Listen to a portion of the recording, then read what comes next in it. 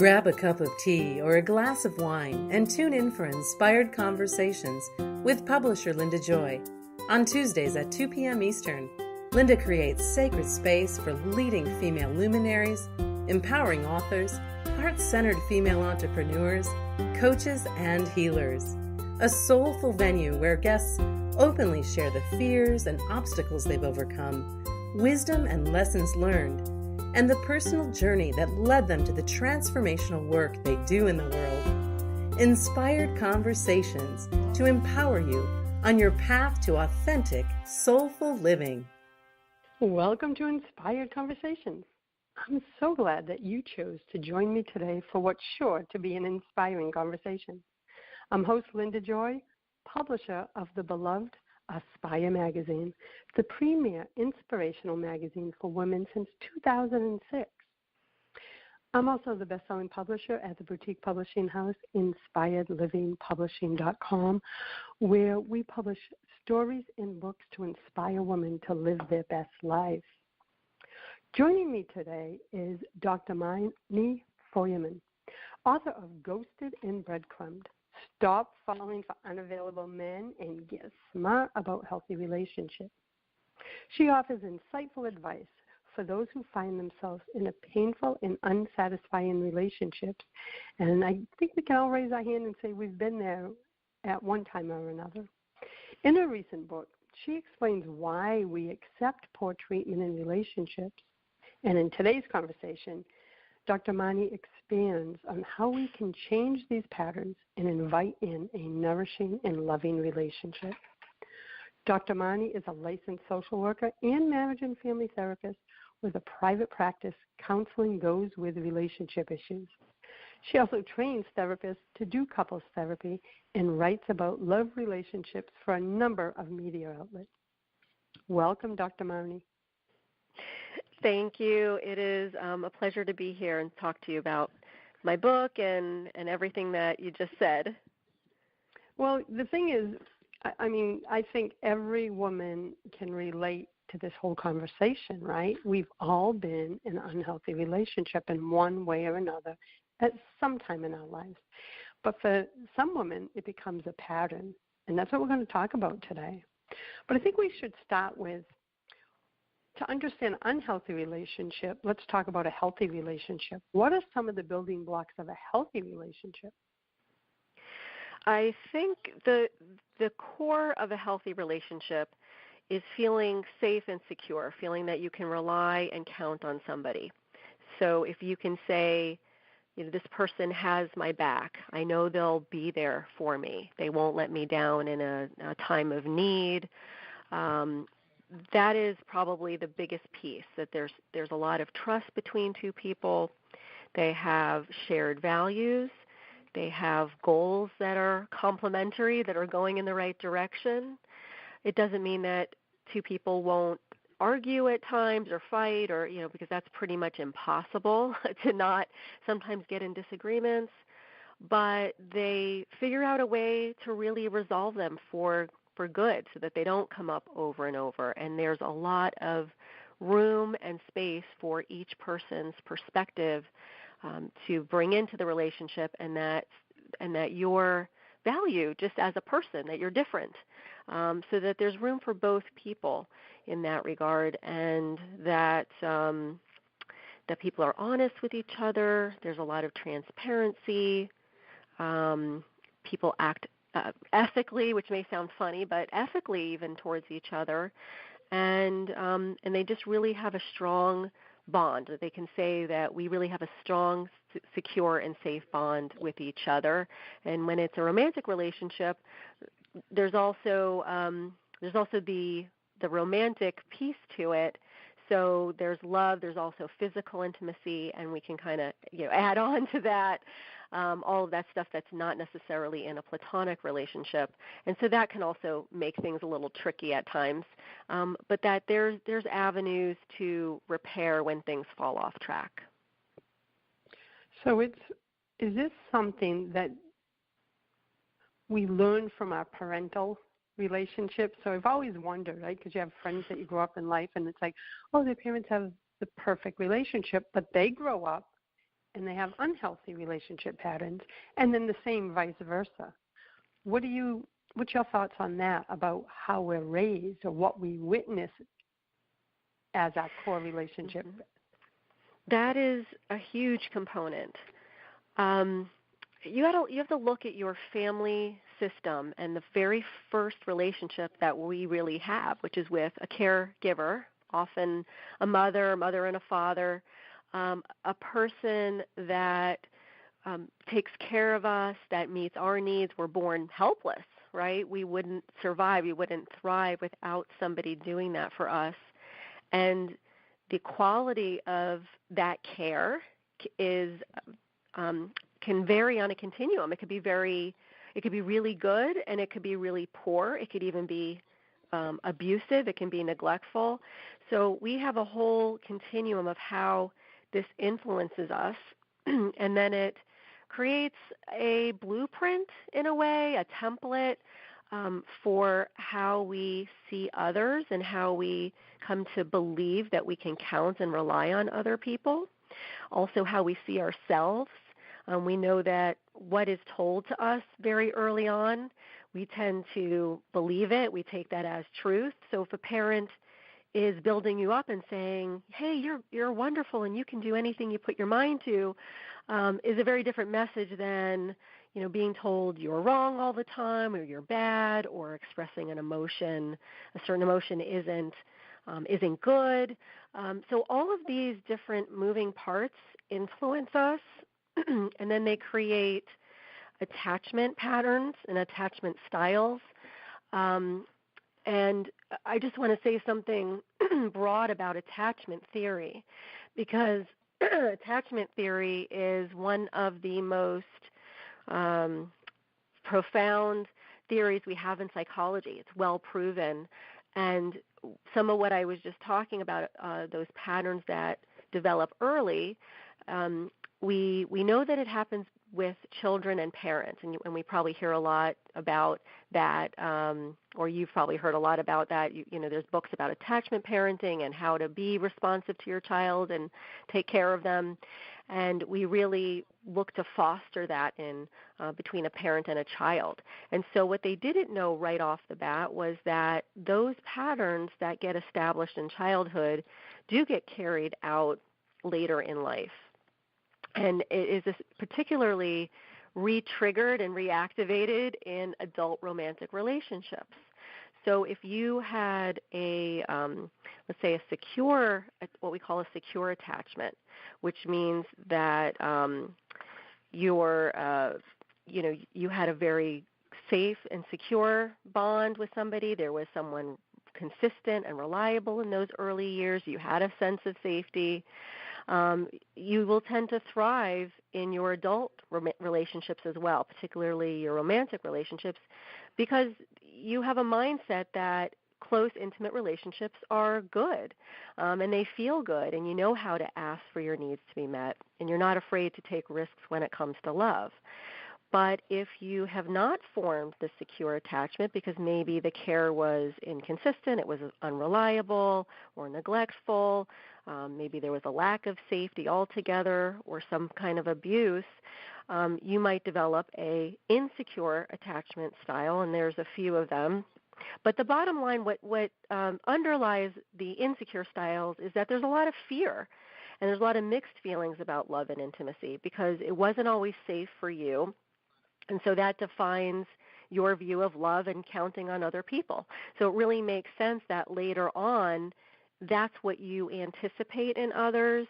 That's what you might think you deserve.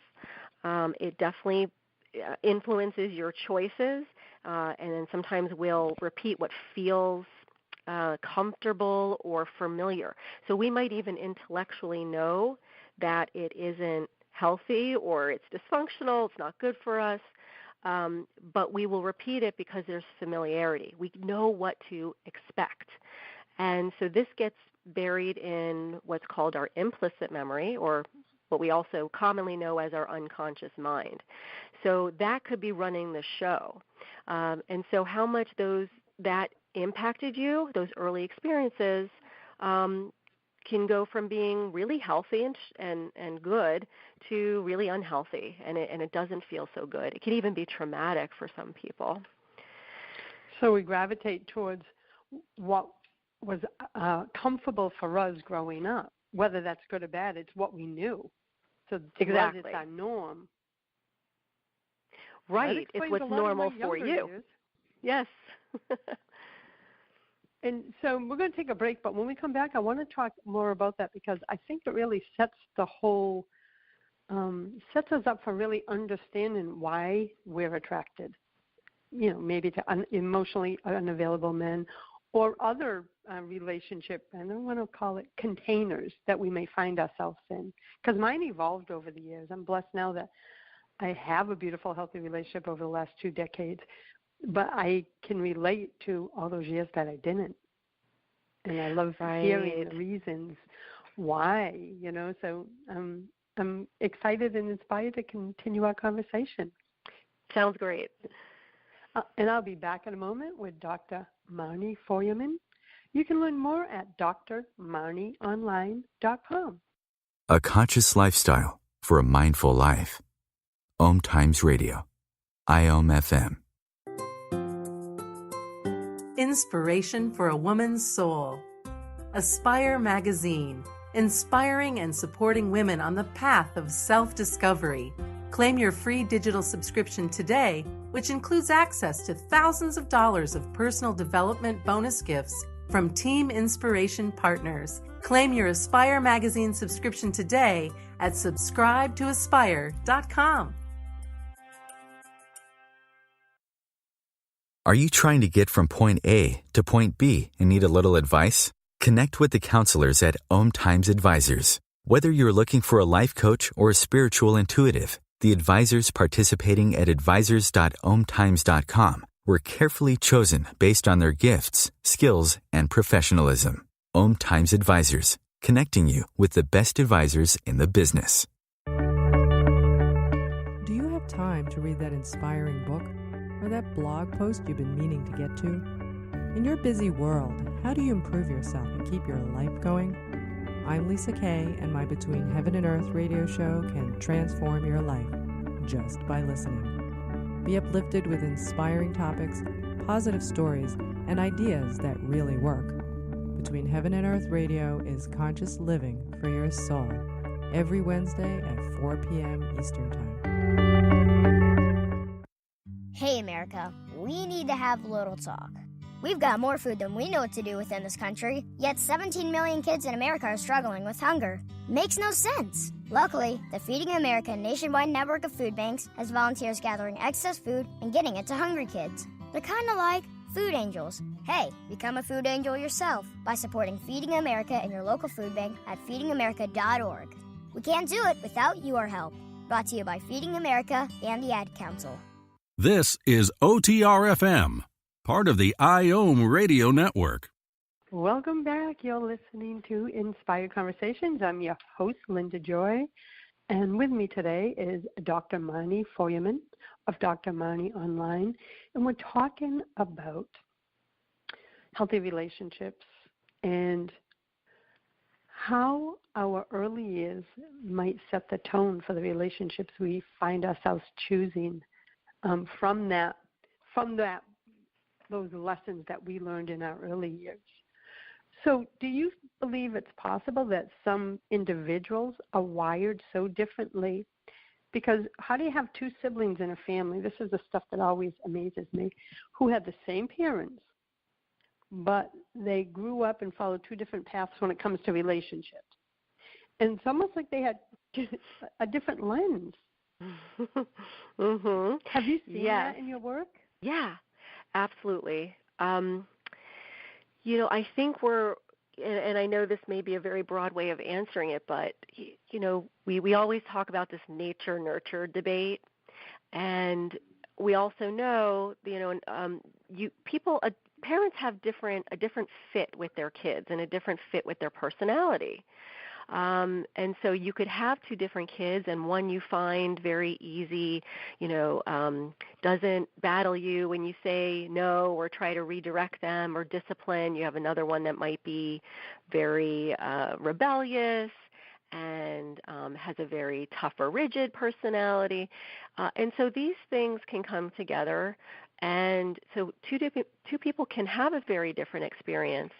I think also just in the way we socialize kids too, we socialize girls quite different than we socialize boys, and I think that has become part of the problem. We now have the whole concept of toxic masculinity, and I think that comes from the messages that we send our girls and our boys. And so girls, we praise them and we validate them for emotional expression and valuing the relationship over competition and things like that. And we don't send those same messages to boys, and we make them maybe feel bad about emotional expression, and that stuff gets squashed down, has no place to go.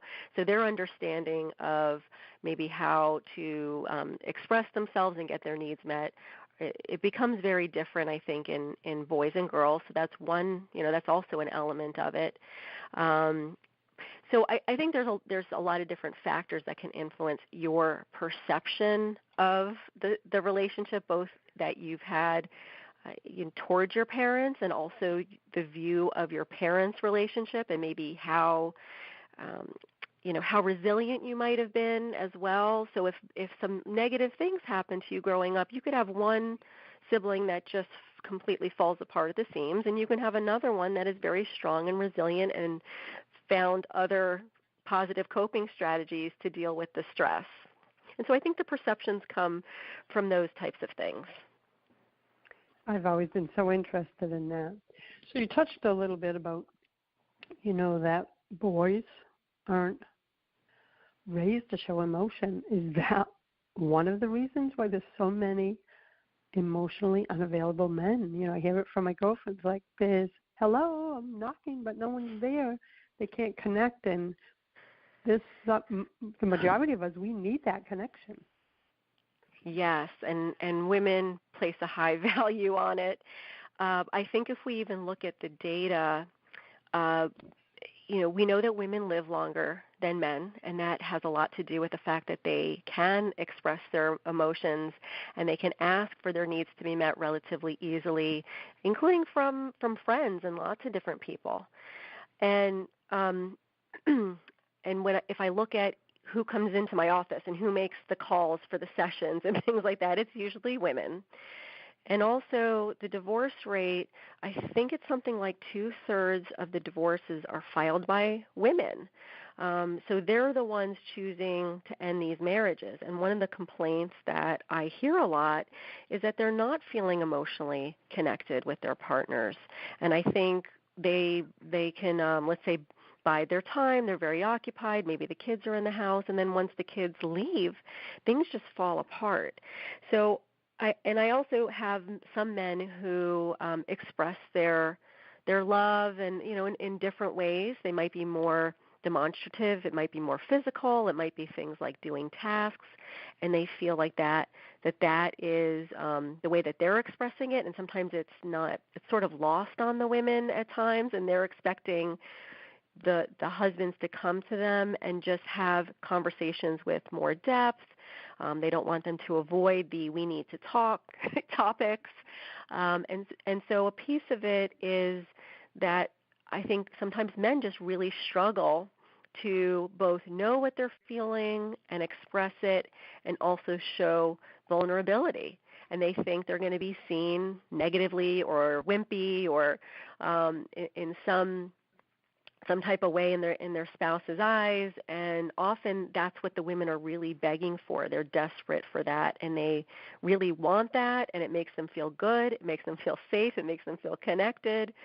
So I do think men tend to struggle with it more, and certainly a piece of it is also the attachment style too. And if men are socialized a certain way, plus they, let's say, don't have such great experiences growing up, they're getting a lot that's impacting their ability to really show up and be emotionally connected in a relationship. And I know what you just mentioned a moment ago, so many women, that's what they yearn for. For me, it's always been, especially as I age, I'll be 57, it's emotional and spiritual connection, even above physical, if I had to give something up, because I just live so deeply. And of course, I don't want to give up all three, but I'm saying that's how important it is to me. And I refused to settle, so I took 2 years off, 2.5. I'm like, I'm not dating, I'm not anything. I got to figure out why I was attracting the men I was attracting in my 20s, 30s, and early 40s. I finally yes, I had the same issue. Common denominator. Yes, I had some of the same struggles, and I had to connect the dots as well and figure this out. Developing that self-awareness is the biggest piece in this, so that you can, you realize and and you can then start making changes as to, what am I doing? What is this coming from? Just because it's familiar doesn't mean I have to choose or accept this, and it doesn't mean that it's necessarily love either, because there's a lot of chemistry with these people when it's very familiar, and it reflects a lot of our childhood stuff. And if you had a good childhood, then great. That's wonderful. But if it wasn't so good, or you had a lot of problems and a lot of things happen to you, a lot of negative experiences, you're going to attract a similar type of dynamic, and you're going to feel some type of chemistry, and then you're defining it as love, or you think this must be right. And so we want to get the other part of our brains online here that uses better judgment and is more rational, and then makes better decisions. That, I might feel this chemistry for this person, but this isn't right for me, or it's not right long term. And it's definitely not right if I want to commit to someone long term and maybe even have a family with them. So these are things that are incredibly important to have that self-awareness and realize what things are running in the background that we need to be more conscious and aware of. Oh, yeah. I mean, when I took that 22 months off, it was the scariest thing I ever did. No dating, completely celibate. And I remember going, I've been with someone since I was 15 years old. I'd always been in long-term relationships. Yes, they were good in many ways, but some, looking back, I go, And it was being willing to do the inner work. Is that what you notice with the clients that come to you? They're like, I'm ready. I got to figure this out because I keep repeating the same pattern. Yes, and it's a very interesting process to see it unfold when people start to, make these connections and make different choices. It just creates such a positive energy in them as well, because then they feel empowered, whereas they're feeling very victimized when they first, start this process. And people often, at the time they come in, it's like they are fed up, they are sick of it, and they're getting really worried and concerned because they're also realizing, I have certain dreams in my life. I want to find that one partner to have the rest of my life. And as time goes on, they're feeling more and more victimized and demoralized by the men or the people they're attracting. I mean, sometimes it's definitely the other way around too, where it's men attracting certain types of women. So I see it both ways. And certainly gay and lesbian relationships, I mean, this happens. It doesn't matter, even what you're, anything about that. It's just that it's these early patterns that we keep repeating. And so when people start to get that and develop more self-awareness about that, it just opens a whole new world for them, and then they can make such better choices, and then they're feeling so much better about themselves as well. One of the things I noticed is doing that inner work, which I thought was just about healing my relationship issues, actually created a beautiful ripple effect on every area of my life. I became an entrepreneur. I found my self-confidence, my self-esteem. Have you noticed the same ripple effect when they start diving deep into their stories? Oh, absolutely, because they're going to choose someone who supports them, who supports their efforts and their goals, and brings them up, brings out the best in them. Because that's one of the things I even found for myself is someone would bring out the worst in me, maybe even I was bringing out the worst in them too. So I think if you are finding the right person that really makes you feel that sense of security and safety, and you can count on them, it brings out the best in you, because the other piece in attachment that we refer to as a secure base and a safe haven. So they're the person that we're with, that we count on, but it also gives us the strength to be apart from them and to thrive in the world, because we have a mental representation of that relationship in our heads in everything we do. If we know we have a partner at home who has our back and is there for us, and we can reach out if we're struggling, that makes us feel that we can thrive in all areas of our life. So yes, I absolutely see just what you're talking about. Yeah, and I've been with Dana 25 years, and I remember him saying when we first met, he said, "You don't even see what I see. You still see yourself in a cocoon." He goes, "And I see the butterfly that you are." And I remember looking at him after 30, after 20 years of adult relationships, going, "Where the hell did you come from?" Right? Like, who talks like that? Right. And we don't believe it at first, especially if we're not used to that. We're not used to having it go so well and easy and pleasant, and and that's an interesting piece of that too. Yeah, and I remember looking at him, and my soul was so happy, right, to hear words like that, because that's what I had been yearning for. But there was that other part of me like, what? Like, who speaks like that? And so that, what you just said, that when you have a partner that loves and supports you, that's what causes the ripple effect, because you're so loved and supported. We're going to talk about that more when we come back from our next break. And I want to, when we come back, talk about why we get so stuck in these relationships with emotionally unavailable men. We'll be talking about all that and more after our break. Free your mind. Expand your soul. OMTimes Radio. IOM FM. The world is shifting. The divine feminine is rising. Women are being called to live, lead, and serve in full alignment with their feminine essence. Introducing Marsha Mariner. Marsha is a divine feminine visionary leader, licensed therapist, hypnotherapist, and carrier of the sacred feminine wealth codes. Marsha supports consciously evolving women to break free from their conditioned self, embrace their feminine gifts, and wake up to their sacred worth. By fully embodying their own beauty and magnificence, Marsha believes women have the power to collectively shift the evolution of the world. Through virtual and live sacred circles and supportive programs, Marsha serves awakening women by helping them discover their unique soul codes so they can say yes to fully embodying their sacred worth. Begin your transformational journey by visiting marshamariner.com. OMTimes Magazine is one of the leading online content providers of positivity, wellness, and personal empowerment. A philanthropic organization, their net proceeds are funneled to support worldwide charity initiatives via Humanity Healing International. Through their commitment to creating community and providing conscious content, they aspire to uplift humanity on a global scale. OMTimes, co-creating a more conscious lifestyle. Hi everyone, this is Shay Parker, the host of Best of the Best, which airs live right here on IOM Radio every Tuesday night at 8 p.m. Eastern and 5 p.m. Pacific. I'm super excited to bring you expert guest hosts, spiritual discussions, free psychic readings, and so much more. I can promise that you will not want to miss this one-of-a-kind, fun, yet touching, down-to-earth show. Join us every Tuesday night at 8 p.m. Eastern, 9 p.m. Pacific on OTR-FM. This is Shay Parker, and I can't wait to see you there.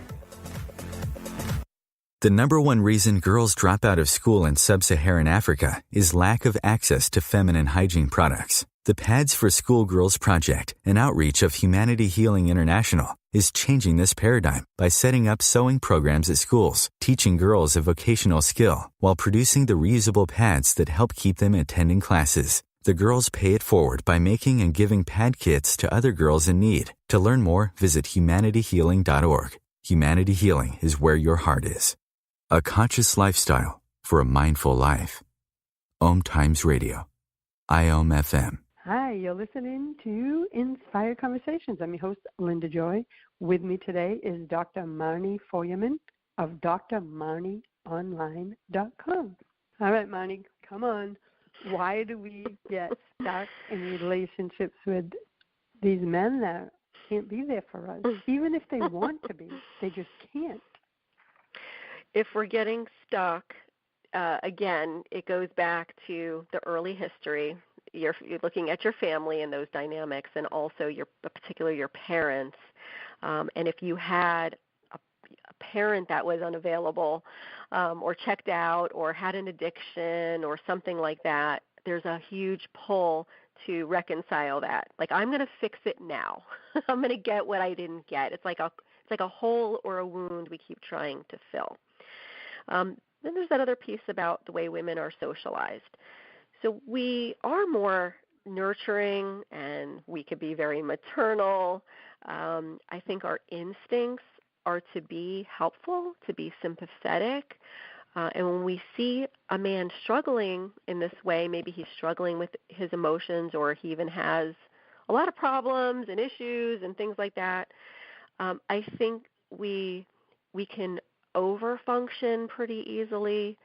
We can get stuck in, just where we're getting the energy. It's just very out of balance. So we're getting sucked dry of a lot of our energy in order to keep the person afloat, the relationship afloat.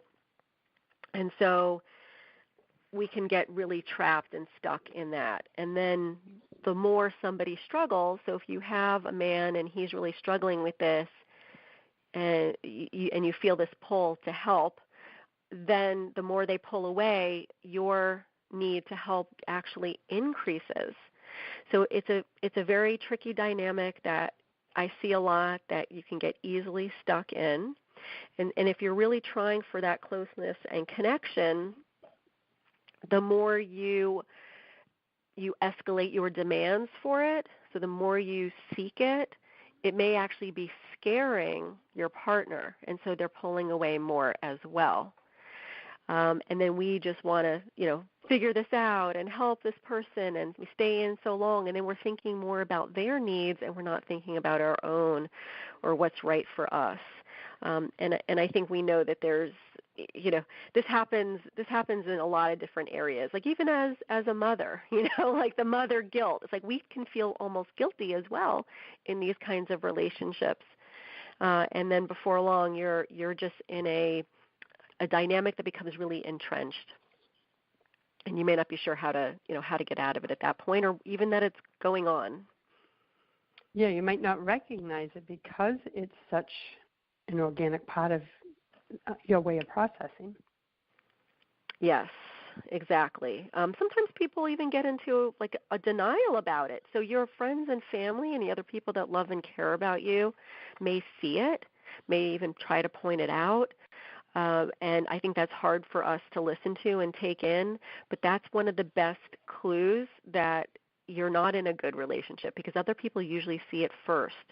They're not caught up in the feelings of love and the chemistry, so they're seeing things much more clearly. And so I think if we can be less defensive about taking that in, we're probably going to make better choices as well if we can really listen to people that have had our back all along. So true, because as you said that, I'm thinking back to my 20s, and I remember the family going, maybe this isn't really healthy. And I remember defending it and getting getting my dithers up. But looking back, I'm like, they were coming to me with love and concern because they were seeing red flags that I couldn't see because I was so entrenched in the story, in the attachment to that story. Yes, and that's one of the things I talk about in the book as well, because that is another way to develop the self-awareness and to break the blocks and the patterns that come up. It's other people can help with the feedback, but we have to be open to taking it in and not just immediately kick it back or say, or join with the partner even more, which tends to happen, right? We want to defend that person, but to just listen with an open heart to people, you're more likely to then figure this out. Yeah, I can see back then I was so defensive, so of course I closed the doors, and that made me feel more isolated. So of course I grabbed onto that unhealthy relationship even more, as you just shared. Yes, and I think we've all had that experience as well. Especially in your 20s. You're still defining Yes. yourself. But if we don't do the inner work, those patterns will follow us into our 30s, 40s, 50s, and beyond. Yes. Are you finding more and more women come to you for marriage and family therapy than men? Are like a woman more open to healing their relationships than men are, or is that shifting now? Overall, yes, more women, but I am seeing a bit of a shift, so I'm very optimistic about that. I think men are becoming more open to therapy. I have several men that I'm seeing for individual therapy, and they're working on some of these similar types of concerns that we're talking about. They're struggling with dating and relationships, so I think the tide is turning, and I think we've had to do a lot as a community, as a society, to destigmatize mental health and mental health treatment. And I think that's the results of that, I think, are starting to show. So more and more men are showing up for treatment, or they're not as afraid to come in with a wife. What happens, or again, hopefully it's going to continue to shift. But if it's a marital issue, I get the calls from the men often when the spouse has put divorce on the table. So the spouse is considering divorce. And then in a panic, I get a call from the husband. And then when I see them, when they come in, the wife will say something like, I've been trying to get him to come to therapy for years. And now he's willing to do it because I threatened divorce. So it just makes things harder to come back from. But I do think that things are shifting in a positive direction with that, and I certainly hope it stays that way. Yeah, and I think it's generational, too. I see more. I have a grandson now that's 19, very open, can talk about his feelings. I love that compared to the 19-year-olds I knew when I was 19 years old, right? So I'd like to believe that the younger generations coming up are more allowing themselves to be more emotionally connected and vulnerable. They absolutely I'm not sure if that's are. across the board, but I'm seeing it even in I have a large family. I have a lot of nieces around that same age. I'm even seeing it in them. I'm like, man, they're much more emotionally aware than I ever was at that age. Yeah, they are, and millennials as well. They're very open to therapy and premarital counseling and much more than past generations. So I am seeing a shift with that too, and it's great. And that gives us hope, doesn't it? Yes, definitely. So I'm like, yay, We're especially going to need it, with all the internet and online stuff, and I think the face-to-face communication can get a little tricky for the younger sets. But I hopefully, they're open to making these changes and doing some psychological exploration. Hopefully, things will change there. That's what I'm hoping for, too. It just gives us hope. I have a 7-year-old granddaughter, too, so everything that I do in my life is based on let's make the world a better place, Yes. So they have a chance, right? So sharing conversations like this, or through my magazine or the books I publish, it's all, let's just spread the information that's needed to elevate the world, elevate the vibration of who we are, because I know we're all better than this, right? Better than where the world is at this moment. So yeah, we have a lot of good information and science behind some of these things that we're talking about. And so, we're not just kind of throwing out ideas that aren't proven. So all those things are on the right track for sure. Yeah, I love that. I love because for those who need that science-based, the work that you do is based on that. So they're like, oh, okay, I can grab onto that. And they can hold on to it even though they might not understand it. And it's changing all the time because we do have people then doing more research and getting more information and better information, so we can always update it. But we definitely have a lot of really good information, even about things like love and relationships and stuff that, I think a long time ago would have been fluff. They would have said, this is meaningless, why study this? In fact, I've heard researchers complain about not having enough funding for this kind of research, yet we know solid relationships are the bedrock of society, and the bedrock of family systems. So we desperately need it, and I think things are starting to change in that area where we're starting to value it. We're not just seeing love as a fluff or extra. We're seeing it as important. As a core part of our being, of our existence. Yeah. Not like you said, like woo or fluff. It's the essence of the building blocks that make society, because it all begins at home. Yes. Well, what we're going to do, Dr. Marni, we're going to take our last break, and we come back. I want to talk about attachment. You dove into it a little bit, about how you define it and why it's so important in romantic relationships. And I'll be back in a moment with Dr. Marni Feuerman of drmarnionline.com. Be sure to visit her site, learn more about her new book, Ghosted in Breadcrumbed. Stop falling for unavailable men and get smart about healthy relationships. We'll be back in a moment.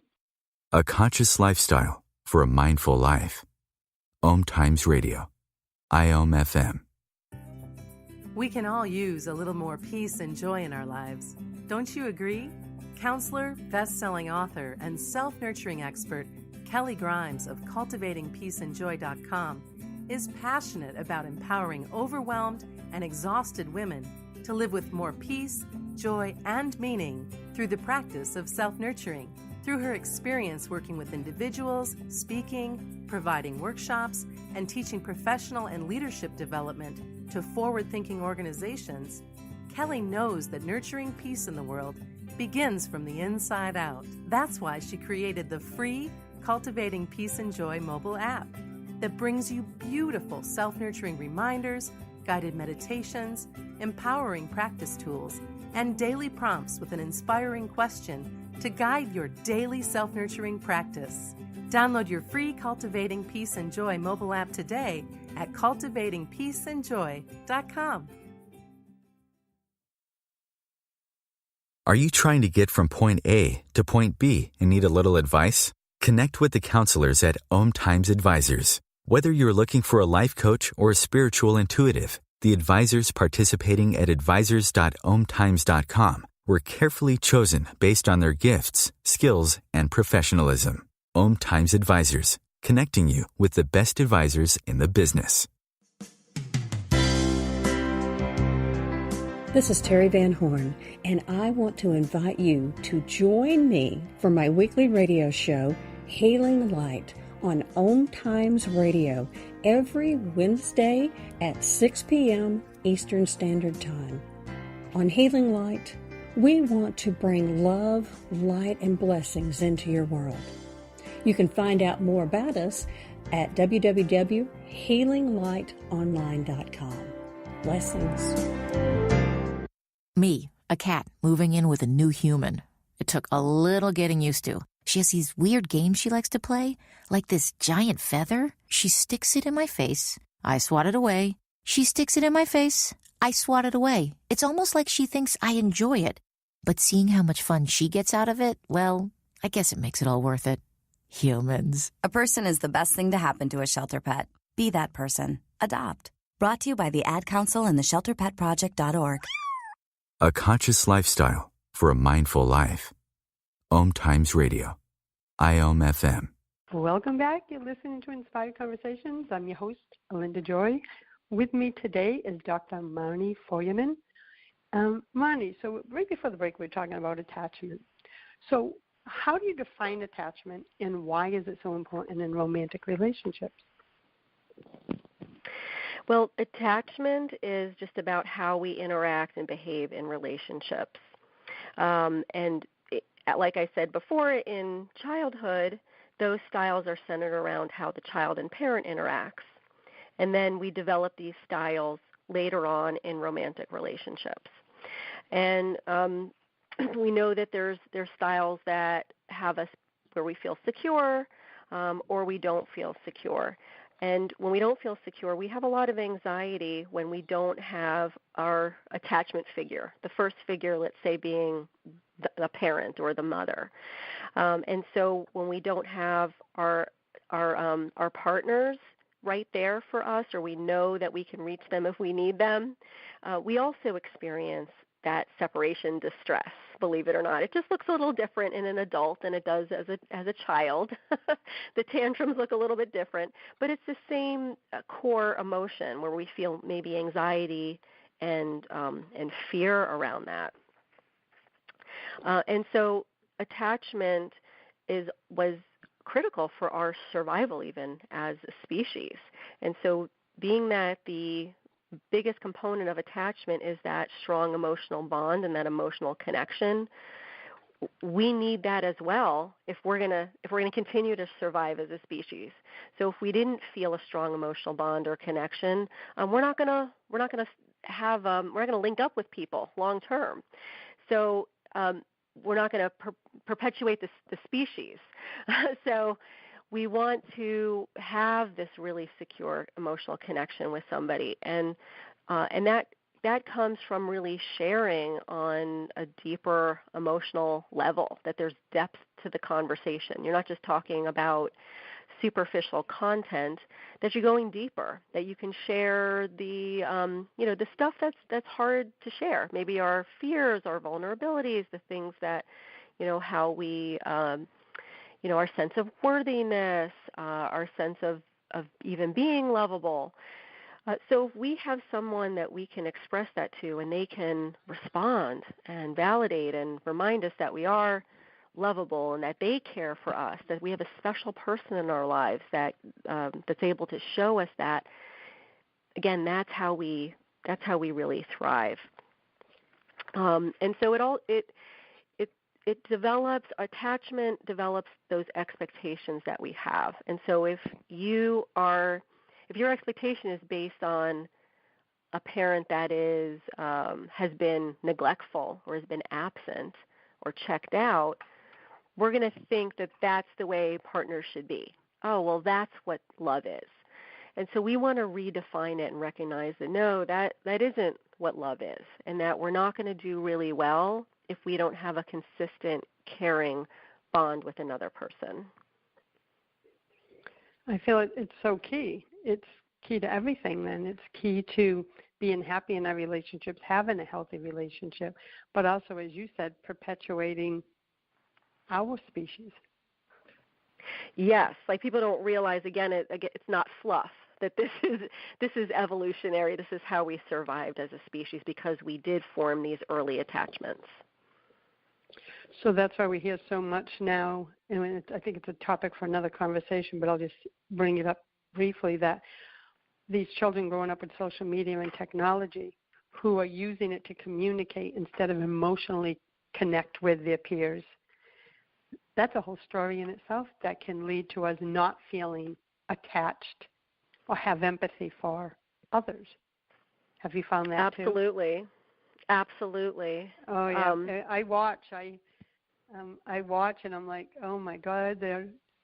I'll share one quick story. Many years ago, it was my grandson. He was in the back of the truck. They were 9 years old with their phones. Him and 3 friends. We had a great day. I'm like, oh, it's so quiet back there. So I said something, and I go, what are you guys doing? He goes, we're talking. I go, what do you mean you're talking? He goes, I'm texting him. I go, he's sitting right next to you. That's what they were doing, right? Wow. And I was so shocked, right? And they go, but we text each other instead. I'm like, but I'm noticing it more and more with that generation, is they don't have the eye-to-eye contact. They don't get the cues, the social cues, because everything is technology. Right, and the nonverbal is crucial because that's someone's truth. Even if I'm, let's say, in a session with somebody and they're telling me a story and they might be saying it very kind of flat and matter of fact, but I see their eyes tearing up. Well, the eyes tearing up, that's the truth. That's the sadness, and that's the unspoken piece that I want to laser focus in on, because that's the stuff that really gets buried. They're true emotional experiences. So sometimes people don't even know that they're there or what they are, or that they can make sense of them, that they can have this coherent picture of what were the influences in their earlier life, and how is it impacting their current relational life? So that's why it is super important. Oh, it is, and that's one of the things I watch. My granddaughter has limited technology. In the last few minutes that we have, I want to ask a question about, so we have attachment, but can you actually also go the other way and be actually addicted to spending time with someone? Yeah, in a way, sure. You can become addicted to a person, but what you're really addicted to is the feeling of maybe intensity around the relationship. So that's the high. So where it would be unhealthy would be if you don't feel like you have a sense of purpose, you're not doing other things, you don't get a lot from multiple relationships. Like you could have a family member you're close with, a friend you're close with, and other people.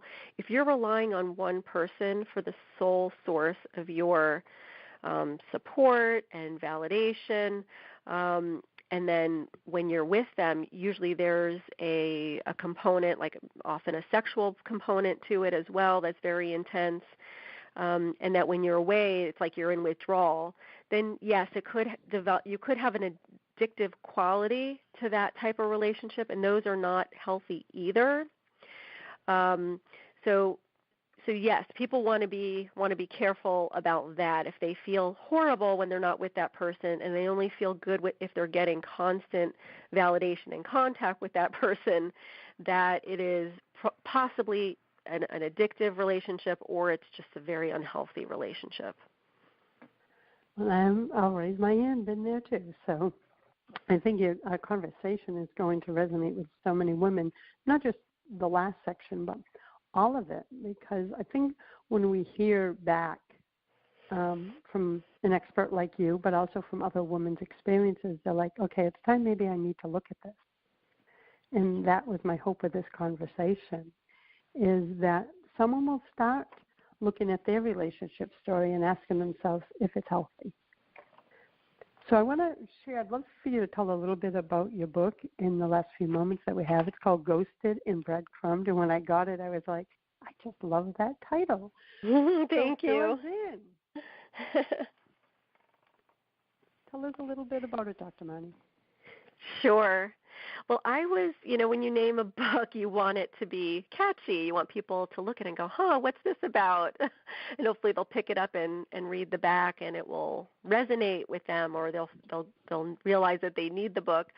And I was trying to think of words to describe negative dating trends, and I remember the word ghosted.